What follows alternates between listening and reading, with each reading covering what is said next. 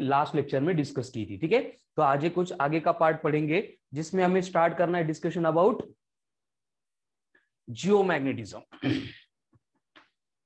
जियोमैग्नेटिज्म क्या होता है? जियोमैग्नेटिज्म मतलब, जियोमैग्नेटिज्म का मतलब होता है study of earth's magnetic field. Study of earth's magnetic field. Earth की जो मैग्नेटिक फील्ड है उसको स्टडी करने वाली फिजिक्स की जो ब्रांच है उसको बोला जाता है जियोमैग्नेटिज्म। एंड ये जियोमैग्नेटिज्म को और एक अल्टरनेट वर्ड है, दैट इज टेरेस्ट्रियल मैग्नेटिज्म। तो जियोमैग्नेटिज्म है या फिर टेरेस्ट्रियल मैग्नेटिज्म है, दोनों का मतलब एक ही होगा। ऐसी ब्रांच फिजिक्स की जो क्या करेगी, डील करेगी with the study of earth magnetic field. Earth जो खुद के सराउंडिंग में मैग्नेटिक फील्ड बना रही है, जैसे हमें मालूम है कि अर्थ है, इसके पास मास है और मास की वजह से ये सराउंडिंग में ग्रेविटेशनल फील्ड प्रोड्यूस करती है। अब ये प्रूव अगर करना है ग्रेविटेशनल फील्ड है तो क्या करना पड़ेगा? कोई भी ऑब्जेक्ट है अगर छोड़ दिया तो ये ग्राउंड पे जा रहा है, इसका मतलब अर्थ के सराउंडिंग में ग्रेविटेशनल फील्ड एग्जिस्ट है। लेकिन ये मैग्नेटिक फील्ड भी साइमल्टेनियसली एग्जिस्ट कर रही है, ये कैसे प्रूव करेंगे? उसको प्रूव करने के लिए हमें क्या करना पड़ेगा? एक कंपास नीडल लेनी पड़ेगी। ठीक है, कंपास नीडल लेनी पड़ेगी और उस कंपास नीडल को अगर हम टाई करके बांध करके फ्रीली अगर छोड़ देंगे तो वो कंपास नीडल क्या करेगी? खुद को इस तरह से नॉर्थ साउथ डायरेक्शन में ओरिएंट करेगी। तो ये नॉर्थ साउथ डायरेक्शन में ओरिएंट क्यों हो गई? इसका मतलब कोई तो एक्सटर्नल मैग्नेटिक फील्ड है, क्योंकि मैग्नेटिक नीडल मतलब क्या होगा? उसमें भी अगेन एक नॉर्थ पोल होगा, दूसरा साउथ पोल होगा। अगर इसको रीओरिएंट करके इसका लोकेशन चेंज करके नॉर्थ साउथ ओरिएंट किया जा रहा है और हम नहीं कर रहे, इसका मतलब एक्सटर्नल कोई तो मैग्नेटिक फील्ड इस मैग्नेट के ऊपर एक्ट हो रही है। ठीक है, तो ये प्रूफ है कि अर्थ के सराउंडिंग में मैग्नेटिक फील्ड एग्जिस्ट करती है। अब आगे क्वेश्चन आता है कि अर्थ के सराउंडिंग में ये मैग्नेटिक फील्ड आई कहां से? जैसे ग्रेविटेशनल फील्ड आ गई, उसका रीजन हमें मालूम है कि अर्थ के पास मास था एंड मास है, इसलिए वहां पे ग्रेविटेशनल फील्ड प्रोड्यूस हो गई। अभी मैग्नेटिक फील्ड का क्या चक्कर है? अर्थ के सराउंडिंग में मैग्नेटिक फील्ड कहां से आ गई? तो उससे रिलेटेड अब तक हम 3 थ्योरीज देख चुके हैं। तो पहली थ्योरी थी जिसको एक्सप्लेन किया गया था और जिसमें ऐसे एक्सप्लेन किया गया था कि अर्थ के सराउंडिंग में जो एटमॉस्फेरिक गैसेस है they are always in a state of random motion. And उनकी मोशन जो है, उनकी मोशन में गैसेस मूव हो रहे हैं, मतलब एटम मूव हो रहा है, मतलब एटम के इनसाइड जितने चार्जेस है वो सारे मूव हो रहे हैं। तो charges in motion will produce magnetic field, ये ऑर्स्टेड का प्रिंसिपल है। तो इस तरह से ये सारे एटमॉस्फेरिक गैसेस अर्थ के सराउंडिंग में मूव होने की वजह से सराउंडिंग में क्या करते हैं? मैग्नेटिक फील्ड प्रोड्यूस करते हैं। ये फर्स्ट थ्योरी प्रेडिक्ट की गई थी। लेकिन अर्थ की जो मैग्नेटिक फील्ड है वो इतनी लार्ज है कि एटमॉस्फेरिक गैसेस में जो भी चार्जेस का कॉन्सेंट्रेशन है उनकी मोशन वो प्रोड्यूस नहीं कर सकता। ये हमें प्रैक्टिकली एक्सपेरिमेंटली मालूम हो गया। फिर हमने उस थ्योरी को रिजेक्ट किया। तो उसको रिजेक्ट करने के बाद एक नई थ्योरी आ गई जिसमें बोला था कि a huge large magnet is buried under the earth. बहुत बड़ा बार मैग्नेट है जो अर्थ के से सेंटर से, मतलब नॉर्थ पोल से साउथ पोल तो कैसे बुरीड मतलब अंडर रख दिया है। लेकिन बाद में माइनिंग की प्रोसेस में अर्थ की कोर की स्टडी हम करते गए तो समझ में आ गया कि Fe3O4 वाला कोई भी ऐसे पट्टा एग्जिस्ट नहीं है अर्थ के सराउंडिंग में। फिर क्वेश्चन आ गया कि ये मैग्नेटिक फील्ड प्रोड्यूस हुई कहां से, क्या रीजन इसके पीछे? तो उसका रीजन जो आज की डेट में हमने एक्सेप्ट किया है, कल जाके चेंज हो सकता है, क्योंकि फिजिक्स के पहले इंट्रोडक्टरी लेक्चर में हम देखते हैं कि there is no final concept, कोई देख के नहीं आ रहा है। बस अब तक के एक्सपेरिमेंट, अब तक के ऑब्जर्वेशन क्या कंक्लूजन दे रहे हैं उसको अपन यहाँ पे पढ़ते हैं। तो आज की डेट में जो हमने एक्सेप्ट किया है रीजन, वो बोलता है कि अर्थ के कोर में जैसे हम इनसाइड जाएंगे, सेंटर के सराउंडिंग में अगर जाएंगे तो सेंटर के सराउंडिंग की सारी लेयर से वो मेटल की लेयर से, और अर्थ का कोर का टेम्परेचर ट्रिमेंडसली हाई है, same as that of surface of the sun. तो इस हाई टेम्परेचर की वजह से क्या होता है कि कोर के सराउंडिंग में सारे जो गैसेस है वो मोल्टन स्टेट में होते हैं, मतलब मेल्ट हो चुके हैं। एंड ये सारे मोल्टन मेटल्स जो है वो अर्थ के रोटेशन से क्या हो रहे हैं? एक पर्टिकुलर डायरेक्शन में मूव हो रहे हैं। अगर एटमॉस्फेरिक गैसेस का इन मेटल के साथ कंपैरिजन करेंगे तो एटम का मतलब चार्जेस का कॉन्सेंट्रेशन ट्रिमेंडसली लार्ज है, हाई है।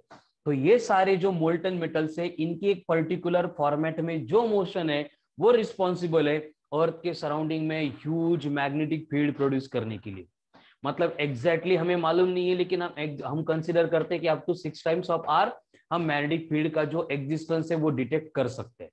उसके बियॉन्ड मतलब है मैग्नेटिक फील्ड लेकिन वो नेग्लिजिबल है। ठीक है, तो देखो आज के लेक्चर का हमारा डिस्कशन था जियोमैग्नेटिज्म और टेरेस्ट्रियल मैग्नेटिज्म, जिसका मतलब होता है study of earth magnetic field. उसमें हमने पहला ही पॉइंट देखा कि अर्थ की मैग्नेटिक फील्ड कैसे प्रोड्यूस होती है। उसकी मैंने 3 थ्योरीज बोली है, जिसमें से 2 तो रिजेक्ट हो गई, एक थ्योरी जो है वो आज के डेट में हमने एक्सेप्ट की है, आगे जाके वो चेंज भी हो सकती है। ठीक है, चलो, तो ये हो गया मैग्नेटिज्म जियोमैग्नेटिज्म, उसका बेसिक रीजन। अब कुछ बेसिक टर्मिनोलॉजी है जो हमें मालूम है लेकिन फिर भी है दी, इसलिए हमें पढ़ना पड़ता है। ठीक है, कि फॉर एग्जांपल हमारी ये अर्थ है, तो अर्थ की ये स्ट्रेट लाइन है जिसके अबाउट अर्थ रोटेट होती है, उसको बोला जाता है ज्योग्राफिकल एक्सिस। और ज्योग्राफिकल एक्सिस मतलब क्या होगा? The straight line about which earth spins. ऐसी स्ट्रेट लाइन जिसके अबाउट अर्थ क्या हो रही है? स्पिन हो रही है, रोटेट हो रही है, उसको बोला जाता है ज्योग्राफिक एक्सिस। उसके बाद में नेक्स्ट टर्म आती है ज्योग्राफिक मेरिडियन।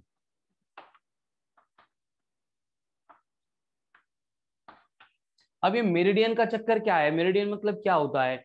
मेरिडियन मतलब होता है एक वर्टिकल प्लेन।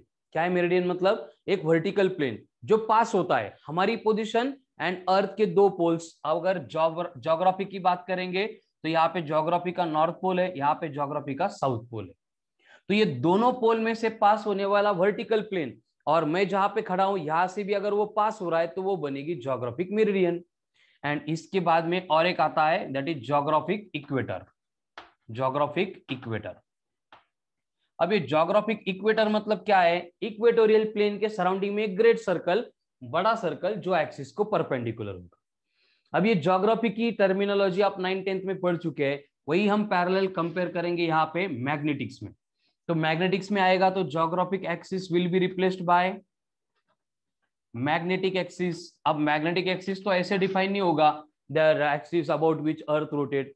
मैग्नेटिक एक्सिस क्या होगा कि बेसिकली, अब देखो प्रैक्टिकल सिचुएशन क्या होती है, अगर मेरे हाथ में ये मैग्नेट है एंड अगर ये मैग्नेट का नॉर्थ पोल है एंड मैं अगर इसको फ्रीली सस्पेंड करूंगा तो ये नॉर्थ पोल इस डायरेक्शन में, नॉर्थ के डायरेक्शन में ओरिएंट हो रहा है। लेकिन हमें मैग्नेट का इंटरेक्शन मालूम है कि अगर ये वाला नॉर्थ पोल, अगर ये वाला नॉर्थ पोल इस डायरेक्शन में ओरिएंट हो रहा है, मतलब इसको अट्रैक्ट करने के लिए यहाँ पे अर्थ के मैग्नेटिक फील्ड का जो पोल है वो अपोजिट पोलैरिटी का चाहिए। इसलिए जहां पे ज्योग्राफी का नॉर्थ पोल होता है वहां पे मैग्नेट का साउथ पोल होता है। इसलिए जहां पे ज्योग्राफी का साउथ पोल है वहां पे मैग्नेटिक का नॉर्थ पोल होता है। समझ रहे हो आप? तो यहाँ पे ये north pole and south pole, इनमें से पास होने वाली जो स्ट्रेट लाइन है इसको बोला जाता है मैग्नेटिक एक्सिस। तो मैग्नेटिक एक्सिस मतलब क्या बनेगा? Straight line passing through both the poles of earth magnetic field. मतलब ज्योग्राफिक नॉर्थ पे magnetic south and geographic south पे मैग्नेटिक नॉर्थ। तो magnetic south and magnetic north में से पास होने वाली स्ट्रेट लाइन मतलब बनती है मैग्नेटिक एक्सिस। इसके बाद में आएगा मैग्नेटिक मेरिडियन का पार्ट। अब मैग्नेटिक मेरिडियन सेम होगी as that of geographic meridian. क्या होगा मैग्नेटिक मेरिडियन का मतलब? मैग्नेटिक मेरिडियन का मतलब होगा कि vertical plane passing through given place and both the poles of earth magnetic field. हम जहां पे खड़े हैं वहां से पास होने वाला एक वर्टिकल प्लेन जो अर्थ के ज्योग्राफिक नॉर्थ, सॉरी, अर्थ के magnetic north and magnetic south में से भी पास हो रहा है, उसको बोला जाएगा मैग्नेटिक मेरिडियन। एंड लास्ट में आएगा ज्योग्राफिक इक्वेटर की तरह मैग्नेटिक इक्वेटर। अब ये मैग्नेटिक इक्वेटर मतलब क्या होगा? वही, it's a great circle around the earth and perpendicular to the magnetic axis. तो मैग्नेटिक एक्सिस को जो परपेंडिकुलर है उस प्लेन को यहाँ पे मैग्नेटिक इक्वेटर बोला जाएगा। ठीक है, तो ये हो गई बेसिक टर्मिनोलॉजी जो ज्योग्राफी की केस में आपको मालूम थी, वही हमने यहाँ पे मैग्नेटिक्स की केस में भी देख ली है। ठीक है, चलो कमन फास्ट क्लियर है क्या? अगर क्लियर है तो स्क्रीनशॉट ले लो। हो गया, गुड। अब कंडीशन क्या है देखो कि अभी जो डायग्राम हमने यहाँ पे ड्रॉ की थी वहां से समझ में आ रहा है कि geographic axis and magnetic axis एक दूसरे को पैरेलल नहीं है। फिर से एक बार जो डायग्राम ड्रॉ की थी, ये अर्थ है, ये अर्थ का ये ज्योग्राफिक एक्सिस है, लेकिन मैग्नेटिक एक्सिस हम थोड़ा सा इंक्लाइन ड्रॉ कर रहे हैं। थोड़ा सा इंक्लाइन ड्रॉ कर रहे हैं, समझ में आ रहा है? मतलब geographic axis and magnetic axis एक दूसरे को पैरेलल नहीं है, इंक्लाइन विथ ईच अदर है। ऐसे क्यों? ऐसे क्यों? ऐसे बोला जाता है, एक मैग्नेटिक्स की थ्योरी है जो बोलती है कि ये जो मैग्नेटिक एक्सिस है ये पहले हॉरिजॉन्टल हुआ करता था और कंटिन्यूअसली ये क्या कर रहा है, अपने north pole and south pole की लोकेशन चेंज कर रहा है। ये चेंज क्यों हो रहा है? कि मोल्टन मेटल्स की मोशन का फॉर्मेट चेंज हो रहा है और उस तरह से ये पहले एग्जैक्टली पैरेलल हुआ करता था। अब ये अर्थ को एक्सीड कर चुका है, ज्योग्राफिक एक्सिस को, एंड आज की डेट में इन दोनों का जो सेपरेशन है वो 11.3 से लेके 11.5 डिग्री इन दोनों के बिटवीन है। ठीक है, मतलब 11.5 डिग्री हम मोस्ट करेक्ट कंसिडर करते हैं। तो 11.5 डिग्री ये दोनों इंक्लिनेशन है, दोनों एक्सिस के बिटवीन का इंक्लिनेशन है। समझ में आ रहा है?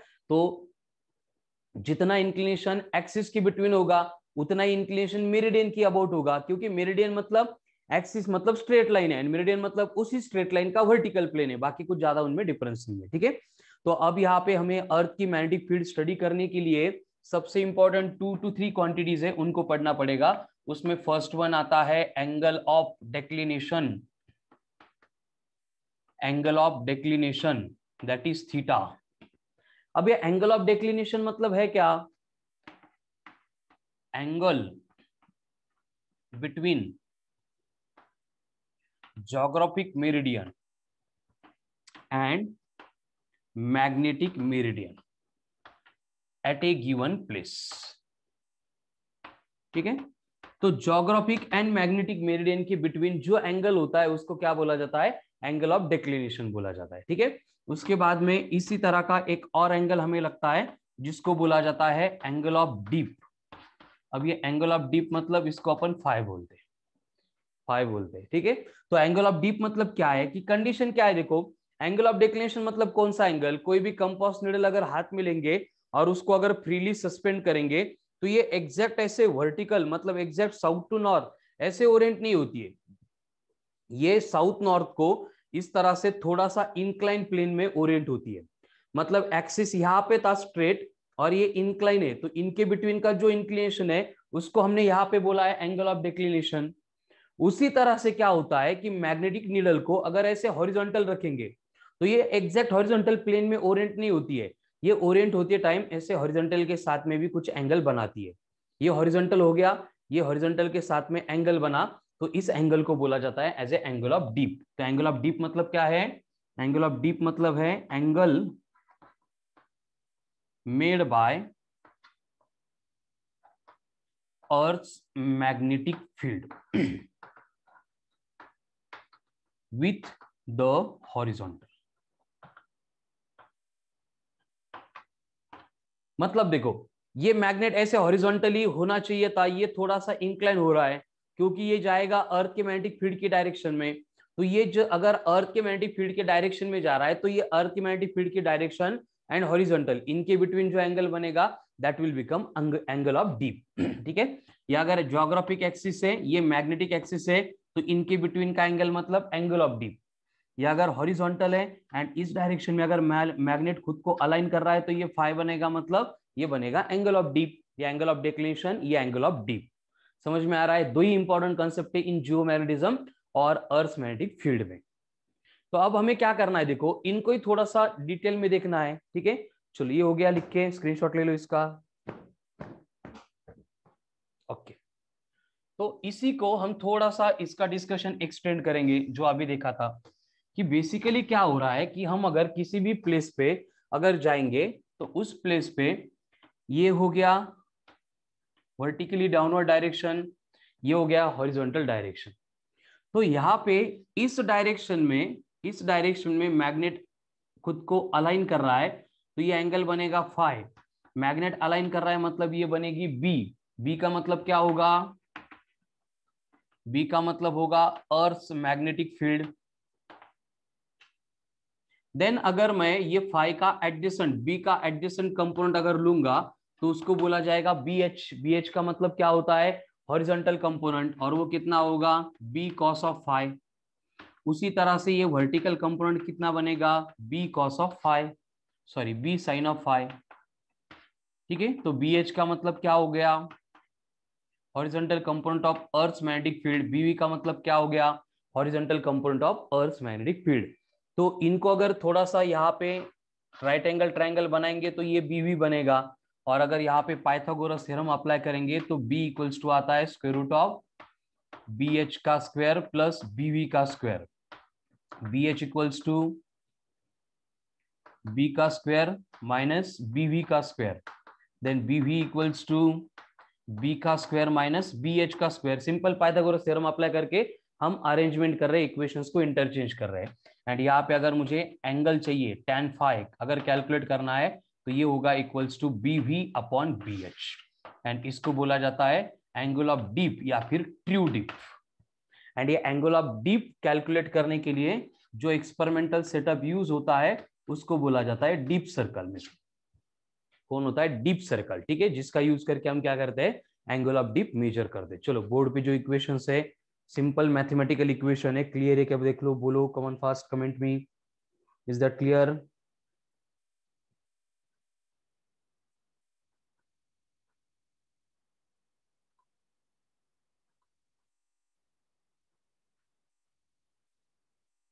सुनाई दे रहा है कि क्या बोल रहा हूं मैं? Okay clear.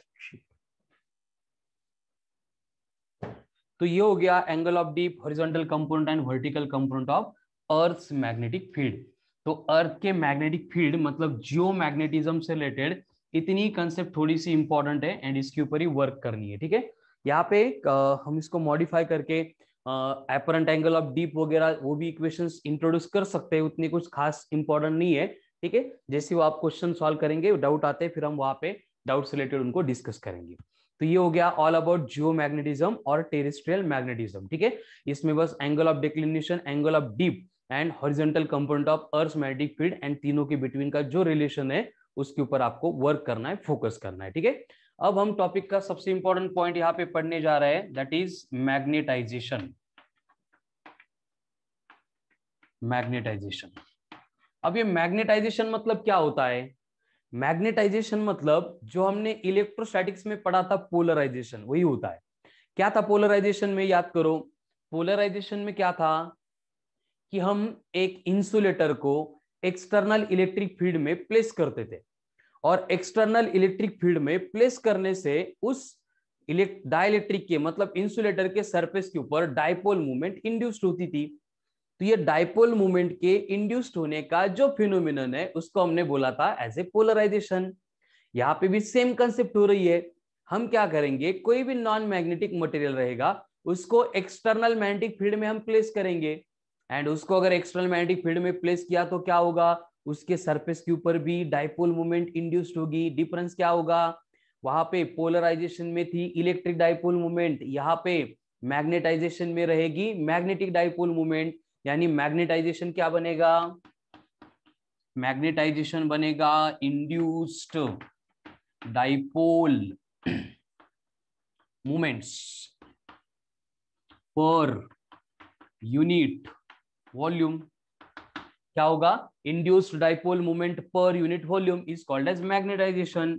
अब अगर ये मैग्नेटाइजेशन मैं एम सफिक्स जेड से डिनोट कर रहा हूं, ठीक है, कभी कभी इसका नोटेशन आई भी होता है, इंटेंसिटी ऑफ मैग्नेटाइजेशन या फिर सिंपली मैग्नेटाइजेशन।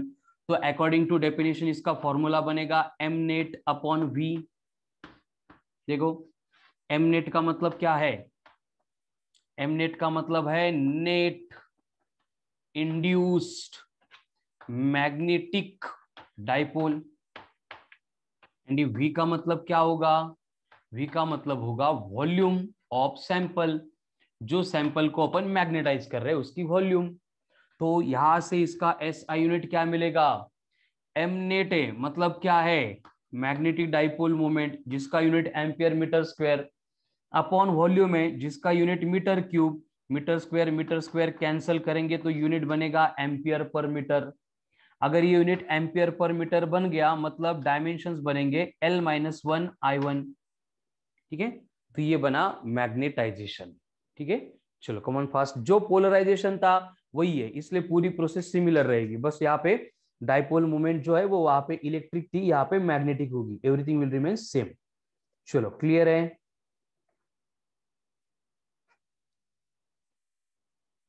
कमन फास्ट क्लियर है क्या?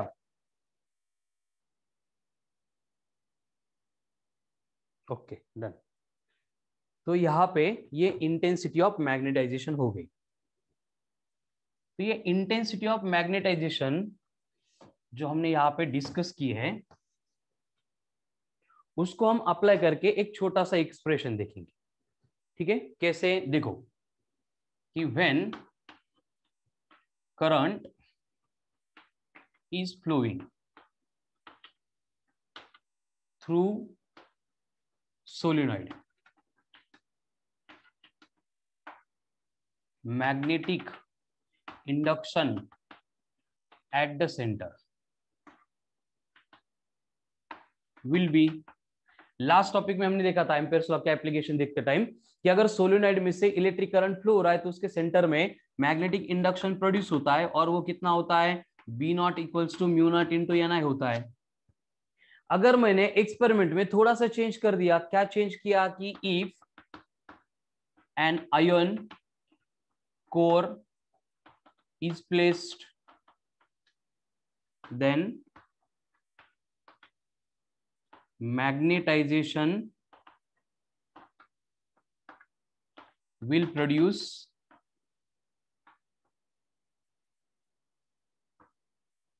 magnetic induction on its surface। देखो कंडीशन क्या है कि पहले एयर था, कुछ भी नहीं था, तो उस केस में करंट फ्लो की वजह से मैग्नेटिक इंडक्शन प्रोड्यूस हुआ, वो हो गया B naught equals to mu naught N I. अब मैंने वहां पे सेंटर में आयन कोर रख दी, तो आयन कोर कहां पे रखी, एक्सटर्नल मैग्नेटिक फील्ड में। तो एक्सटर्नल मैग्नेटिक फील्ड में अगर आयन को रख दिया तो आयन का क्या होगा, मैग्नेटाइजेशन हो गया। इससे पहले के पॉइंट में हमने देखा है मैग्नेटाइजेशन हो गया मतलब वहां पे मैग्नेटिक फील्ड इंड्यूस्ड होगी, और वो मैग्नेटिक फील्ड जो मैग्नेटाइजेशन से इंड्यूस्ड होती है वो होती है B M equals to mu naught into M Z. कितनी है, mu naught into M Z. यानी कि क्या होगा, देयरफॉर नेट मैग्नेटिक फील्ड। अब अगर दोनों का कंडीशन कंसीडर करेंगे तो नेट मैग्नेटिक फील्ड ये बनेगा B equals to B naught plus B M. B is equals to बनेगा B naught plus E M. चलो बोर्ड पे ध्यान से देख लो, अभी मैं इसको रब करने वाला हूं। बी इक्वल्स टू बना B naught plus B M, इसका स्क्रीनशॉट ले लो। अभी ये जो इक्वेशन मुझे लास्ट में मिला था B equals to B naught plus B M, इसमें मैं उनकी वैल्यूज पुट करने वाला हूं। क्या था इक्वेशन, इक्वेशन था B equals to B naught plus B M. अब यहाँ पे बी नॉट की वैल्यू थी mu naught N I, B M की वैल्यू थी mu naught into M Z, ये बी बना। यहाँ पे भी म्यू नॉट है, यहाँ पे भी म्यू नॉट है। अगर म्यू नॉट कॉमन लेंगे तो बी इक्वल्स टू बनेगा mu naught in bracket N I plus M Z. ये एक्सप्रेशन मिल गया। और इस एक्सप्रेशन के बाद में मुझे यहाँ पे और एक क्वांटिटी इंट्रोड्यूस करनी पड़ेगी, that is magnetic intensity denoted by H। अब ये मैग्नेटिक इंटेंसिटी मतलब जैसे मैग्नेटिक इंडक्शन होता है उसकी सिमिलर क्वांटिटी है कि ये वेक्टर क्वांटिटी है जो क्या करेगी, मैग्नेटिक फील्ड की स्ट्रेंथ रिप्रेजेंट करेगी। एंड इसका फॉर्मूला होता है H equals to N into I. अगर formula H equals to N into I हो गया तो यहाँ पे n का मतलब होता है number of turns per unit length, मतलब इसका यूनिट हो गया एम्पियर पर मीटर, डायमेंशंस हो गए L-1 I1। यानी कि मैग्नेटिक इंटेंसिटी एंड मैग्नेटाइजेशन दोनों के यूनिट्स एंड डायमेंशन सेम है। समझ में आ रहा है। अब ये H को अगर मैंने Ni बोला तो ऊपर का इक्वेशन बनेगा B equals to mu naught in bracket H plus M Z. But ये mz जो होता है, मैग्नेटाइजेशन जो होता है, उसका और एक फॉर्मूला होता है काई एम इंटू एच। ये भी इंपॉर्टेंट फॉर्मूला है, स्टार मार्क करके लिख रहा हूं। mz इक्वल्स टू होता है काई एम इंटू एच, और काई एम क्या था हमने पहले इसको देख लिया है। काई एम का मतलब होता है मैग्नेटिक ससेप्टिबिलिटी। अब ये मैग्नेटिक ससेप्टिबिलिटी मतलब क्या है, जो इलेक्ट्रिकल ससेप्टिबिलिटी थी, इलेक्ट्रिकल ससेप्टिबिलिटी क्या थी, ability of the sample to get polarised, वही मैग्नेटाइजेशन में क्या होगा, ability of the sample to get magnetised, उसको बोला जाएगा मैग्नेटिक ससेप्टिबिलिटी। अब अगर ये वैल्यू mz की मैं ऊपर के इक्वेशन में पुट करूंगा तो b इक्वल्स टू क्या बनेगा, mu naught in bracket h plus chi into H. अब अगर दोनों में से मैं एच एच कॉमन लूंगा तो बी बनेगा mu naught in bracket 1 plus काय एम इंटू एच। बट यहाँ पे ये 1 प्लस काय एम को हम पहले ही डिफाइन कर चुके हैं। जिनको याद है तो अच्छी बात है, नहीं याद है तो यहां से देख लो। 1 प्लस काय को हमने बोला था mu R, that is relative permeability. And इसको अगर पुट करेंगे तो बी बना mu naught into mu R into H. But ये mu naught into mu R को भी हम पहले डिफाइन कर चुके हैं एज ए म्यू, यानी कि म्यू क्या बना यहाँ पे, permeability of the medium. And इसको पुट करेंगे तो फाइनली एक्सप्रेशन मिल गया B equals to mu into H. Extremely important, B is equals to mu into H. तो यहाँ पे इस एक्सप्रेशन में ये नई वाली क्वांटिटी हमने इंट्रोड्यूस की है, ये एक्सट्रीमली इंपॉर्टेंट है, मैग्नेटिक इंटेंसिटी। इस एक्सप्रेशन में जो स्टेप बाय स्टेप में, हर एक स्टेप में जो फॉर्मूला यहाँ पे लिखा है वो इंपॉर्टेंट है, एक एक स्टेप इंपॉर्टेंट है। इसलिए एकदम ध्यान से देखो, स्टेप बाय स्टेप देख के समझ लो, ये क्लियर होना ही चाहिए। इसके ऊपर बहुत बार क्वेश्चन आके गए, इस बार भी आ सकते हैं, तो इसको मैं यहाँ पे टाइम देता हूं। MZ का मतलब होता है मैग्नेटाइजेशन। संस्कृति, MZ मीन्स मैग्नेटाइजेशन। चलो बाकी लोग स्टेप बाय स्टेप देख लो, कुछ डाउट्स है तो पूछो।